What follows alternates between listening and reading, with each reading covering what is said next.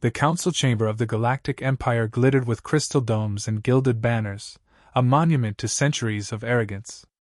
From the raised seats of 200 alien delegates, polished eyes and jeweled scales reflected the soft glow of the central dais. Commander Threx Varyun stood alone in the circle of light, his armor battered, his face a web of scars, his voice carrying the weight of 1,000 campaigns. "You have summoned wolves," he said, his rasp echoing against marble walls. "And you do not yet know it." A murmur passed through the chamber. Some leaned closer in curiosity, others laughed softly. On the high platform, Lord Magistrate Xylan Torque lounged with folded hands, his robe of violet silk gleaming under the light. His expression was the one Threx despised most in politicians, polite disdain. Threx continued, "I have seen humans fight. They are not like us. When we retreat, they advance. When we hesitate, they charge. They are fragile in body, but their minds are iron. You believe they will serve as fodder, but they will not. They will shape the battlefield itself." Councillor Relek of the Varn raised a segmented claw. "Commander, you exaggerate. Earth is a minor world, its people scarcely unified. Their weapons are crude, their fleets non-existent. What could they possibly bring to the Empire?"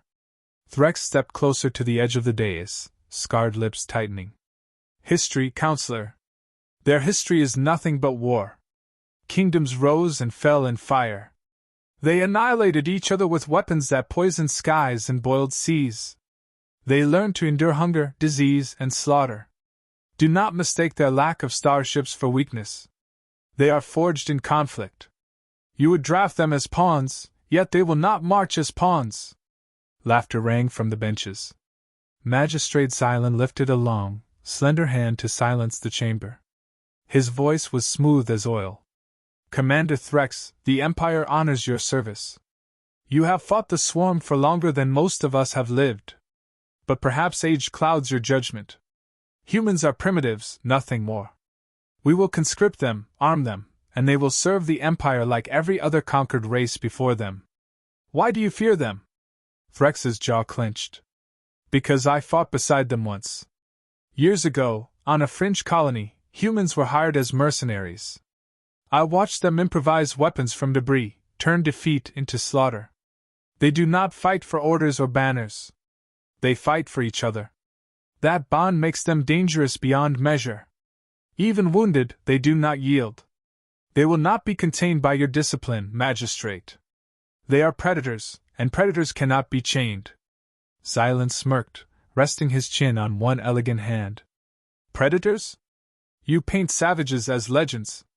The Empire has endured 7 centuries against enemies far greater. Do you truly think this small, violent species is different?" "Yes," Threx snapped, his voice sharp enough to cut the chamber's air. "Because unlike the swarm, they think. Unlike us, they adapt without hesitation. And unlike you, they do not underestimate an enemy until it's too late." The words hung heavy. For a brief moment, silence settled. Then Councillor Draelin of the Ul erupted into hissing laughter, joined by others across the chamber. Their amusement spread like wildfire until even Xylan allowed himself a thin, satisfied smile. "You give too much credit to savages," Xylan said. "But very well. The Council has heard your concerns. We will put it to vote." Lights flickered across the chamber as delegates pressed their verdicts. Green flashes filled the air. The majority was overwhelming. Conscription of Earth soldiers would proceed. Threx stood rigid, fists trembling at his sides. "You blind fools! You think you can wield them as a blade. You have no idea the edge you put in their hands." Xylan leaned forward, his voice dripping with triumph. "Thank you for your counsel, Commander. The Empire is grateful. But your fear does not dictate policy." Threx's eyes, cold as carved stone, locked with the magistrate's. "Then may the blood that follows stain your robes." He turned and strode from the dais, boots striking the polished floor like thunder. The chamber erupted into chatter once more, dismissive, mocking, triumphant. Few noticed the shadow of dread that lingered behind him. Outside the council spire, the sky of Arvalis Prime stretched in endless golden clouds. Threx paused on the steps, breathing the metallic air, his scars burning with remembered fire. He had tried. He had spoken the truth. They had chosen arrogance. In orbit, fleets were already moving. Transports charted new courses, their destinations set for a small, blue world on the outer rim of the spiral arm. Earth. On that world, men and women drilled in mud and smoke. They bore no jeweled armor, no crystalline weapons. Their rifles were chipped, their boots worn, their laughter coarse. Yet behind their eyes lived something the Council would never understand: unyielding defiance. One day soon, those soldiers would step onto alien soil wearing Imperial colors. And when the swarm descended, when the tide broke and the Empire faltered, the Council would remember the scarred veteran's words. They are wolves. And you are sheep. The skies above Arvalis shimmered with departing ships. Threx watched them rise until the clouds swallowed them, and a bitter whisper escaped his lips. They will not forgive you. The transport base stank of oil and sweat. Human soldiers, packed shoulder to shoulder, leaned against steel walls as the ship rattled through jump space. Some played cards, others shared jokes. A few sat silent, eyes closed, conserving strength. Sergeant Mason Cole lit a cigarette and exhaled a slow stream of smoke toward the ceiling vents. So this is it, he muttered. Our grand debut as Galactic cannon fodder. Private Diaz smirked. As long as the pay spends, I don't care what flag's on the patch. They don't think we'll last a week, Mason said, flicking ash into an empty ration tin. Good. Let 'em underestimate us. Makes it easier. The hatch hissed open, and an alien officer stepped in. His armor gleamed, ceremonial more than practical, and his voice was clipped and formal. Humans, prepare for deployment. You will hold Sector 4 against the Kargathi until relieved. Do not deviate from issued orders. The officers' compound eyes lingered on their relaxed stances with thinly veiled disgust. Try not to embarrass yourselves. As he left, Mason chuckled. Sounds like they're expecting us to roll over. Then let's disappoint them, Diaz said, pulling back the slide on her rifle with a sharp click. The outpost on Trevo's Ridge looked more like a ceremonial monument than a fortress. Walls of polished alloy rose in perfect symmetry, gleaming under the planet's red sun. Alien troops marched in flawless lines, every step rehearsed. Humans were herded into a side barracks, far from the main force. Corporal Singh peered through a viewing slit. They've built themselves a glass palace. Pretty to look at. Won't hold against a real push. Mason nodded grimly. And they don't know it. The first alarm came at dusk. Sirens wailed, the ground trembling as the swarm descended. The Kargathi poured from the horizon, chitinous forms, claws like blades, eyes burning with high fury. Alien officers barked orders. Lines formed, shields locked, plasma rifles raised. The formation looked perfect, but fear radiated from the ranks. Positions! Mason roared, rallying his squad. Humans didn't march into neat rows. They spread into cover, dug trenches with shovels, dragged crates into barricades. A few ran cables and set mines improvised from ration packs and spare fuel cells. The first wave hit like a storm. Alien troops fired in tight volleys, beams slicing the air. The swarm broke through within minutes, overwhelming the rigid formation. Screams echoed across the ridge as soldiers scattered in panic. Hold the flank! Mason bellowed. He and Diaz opened fire, rifles cracking in rapid rhythm. Singh triggered a mine, the explosion tearing a cluster of creatures apart. Shift left! Funnel them through the gap! Diaz shouted. The humans moved like they'd done it 100 times, because they had. Streets of ruined cities, jungles, deserts, every hellhole Earth had to offer had taught them. Cover, angles, timing. No wasted motion. An alien lieutenant stumbled near their position, bleeding from a torn arm. Mason dragged him behind the barricade. Get your men moving! Don't stand in rows, break into squads! The officer stared, dazed. This is disorder. This is survival, Mason snapped, shoving him toward his troops. The battle raged for hours. Humans fought with a brutality that stunned their alien allies. When ammo ran low, they used knives, shovels, even bare hands. A private with a broken leg still fired from the ground until dragged to safety. By dawn, the ridge was littered with Kargathi corpses. Smoke hung in the air, acrid and heavy. Alien survivors sat in stunned silence, armor cracked, weapons drained. Humans, bloodied but grinning, passed canteens, lit fresh cigarettes, and counted their dead in quiet ritual. Diaz spat into the dirt. "They'll write this one up as luck." Mason cleaned his blade on a scrap of alien cloth. "Let 'em. We know better." News of the battle reached the council within days. Reports spoke of humans fighting, like predators, turning a collapsing line into victory. Numbers shocked the delegates. Human casualties were high, but Kargathi losses were staggering. In the chamber, Threx stood once more, arms crossed. "You see? I warned you. They adapt, they endure, they prevail. And this was their first engagement." Xylan's voice cut through the murmurs, calm and dismissive. "A fortunate outcome. The enemy underestimated them, nothing more. To call this proof of superiority is folly. The Empire remains the shield of civilization." Threx's eyes narrowed. "Keep telling yourself that, magistrate, while they sharpen their teeth on your enemies." Counselors shifted uneasily. Some whispered of opportunity, humans as a new vanguard. Others whispered of danger, humans as rivals. Xylan silenced them with a wave. "We will continue deployments. If they serve well, good. If they burn out, we lose nothing. Either way, the Empire endures." Threx said nothing. His silence was louder than words, his stare fixed on the magistrate like a blade ready to fall. Back on Trevo's ridge, the soldiers buried their dead. A rough wooden cross rose from alien soil, carved by Singh's knife. Mason stood before it, helmet under his arm, eyes heavy. "They thought we'd fold," he said quietly. "Instead, we held the line. That's what we do." Diaz adjusted the strap of her rifle. "And next time?" He looked toward the horizon, where smoke still curled from burning carcasses. "Next time, we won't just hold. We'll break them." The wind carried the scent of blood and ash across the ridge. Alien soldiers watched from a distance, whispering in their own tongues. Fear and respect mingled in their voices.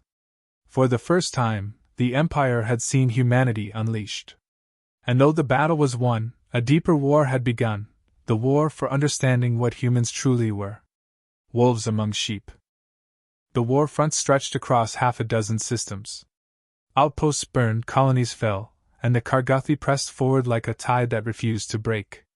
The Empire's proud fleets limped from defeat to defeat, their polished formations unraveling under endless waves of chitin and claw. Yet in the shadows of those defeats, a new pattern emerged. Where humans were deployed, the swarm faltered. On the barren plains of Jirak, a company of human soldiers fought from shattered trenches. Their rifles spat fire, their voices carried curses and jokes that unsettled their alien allies. When the swarm flanked, humans dug in deeper, laying ambushes, dragging explosives into tunnels the creatures carved. They turned every weakness into a weapon. Afterward, alien officers whispered in disbelief. "They fight like they've done this forever." The council chambers buzzed with unease. Reports arrived daily, humans winning battles that should have been lost, improvising in ways the Empire had never taught. Counselor Relek leaned forward, mandibles twitching. "Commander Threx's warnings may hold truth. These humans, they spread their methods. Even our soldiers copy their tactics." Xylan's face remained composed, but his voice carried steel. "We will not crown primitives as saviors of the Empire. They are tools, nothing more. Dangerous tools if left unchecked." Threx's scarred hands gripped the railing before him. "They are not tools. They are fire. And fire does not stay in the hearth forever." Xylan ignored him, but his eyes betrayed a flicker of doubt. Far from the council's gilded halls, the true test waited. Kargathi fleets descended upon Velro's Prime, a fortress world guarding the Empire's inner rim. The first assault shredded orbital defenses in hours. Panic swept through command channels as billions faced annihilation.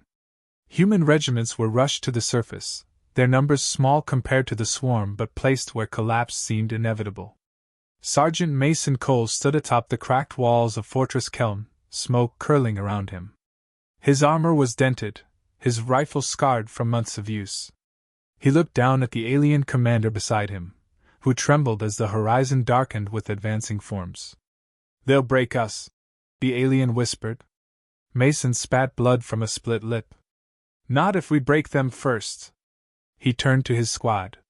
Diaz checked charges along the perimeter. Singh lugged a heavy launcher into position. Every face was weary, scarred, but alive with the same iron defiance. "Listen up," Mason barked. "They're coming hard and fast. We don't play by their rules. Hit and vanish. Strike where it hurts. Make them bleed for every inch." The swarm roared, a sound like thunder rolling across the plains. Thousands of claws hammered against shields. Plasma fire lit the sky. The Empire's rigid lines began to crumble. Humans did not hold the line. They tore it apart. Diaz detonated the first charge, collapsing a ridge into a funnel that trapped hundreds of creatures. Singh's launcher fired into the packed mass, scattering limbs across the dirt. Mason led a squad through the breach, cutting deep into enemy ranks, blades and bullets finding soft joints. "Push through! Don't give them time to think!" Mason shouted. The aliens watching were stunned. Humans didn't wait for orders. They acted, adapted, filled gaps before collapse could spread. Where an imperial formation would freeze, humans surged forward, turning chaos into advantage. Hours bled into night. The fortress should have fallen. Instead, the swarm reeled back, stunned by resistance they had never faced. At dawn, the battlefield was a graveyard of broken carapaces. Smoke drifted across craters where human charges had turned the swarm into ash. Diaz dropped to the ground beside Mason, panting. "They'll be back. They always are," Mason said, reloading with steady hands. "But now they know we bite." News of Velro's prime spread across the stars. For the first time in living memory, the Kargathi had retreated. Not because of the Empire's fleets or polished strategies, but because of soldiers from a backwater world. In the council chamber, celebration rang hollow. Delegates cheered, but unease crept beneath the sound.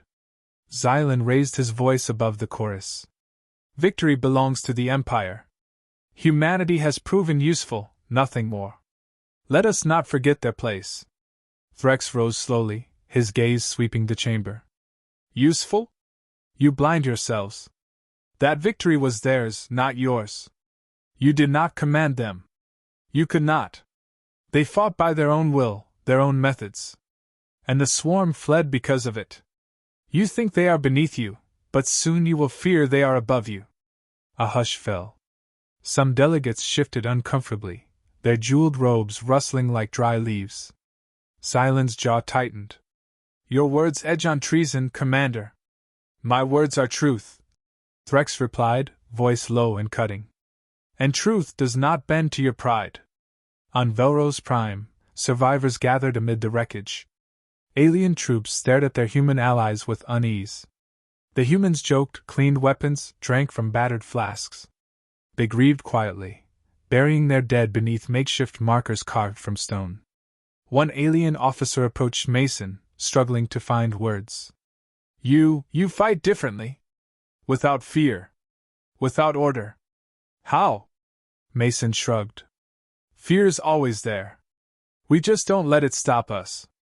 Order's good until it gets you killed. We fight to win, not to look pretty." The officer bowed his head slightly. "Without you, this world would have fallen." Mason glanced at his squad, then back at the alien. "Remember that next time someone calls us expendable." That night, as fires burned across Velro's prime, Threx stood alone in his quarters aboard a fleet cruiser. Reports flickered on a hollow display.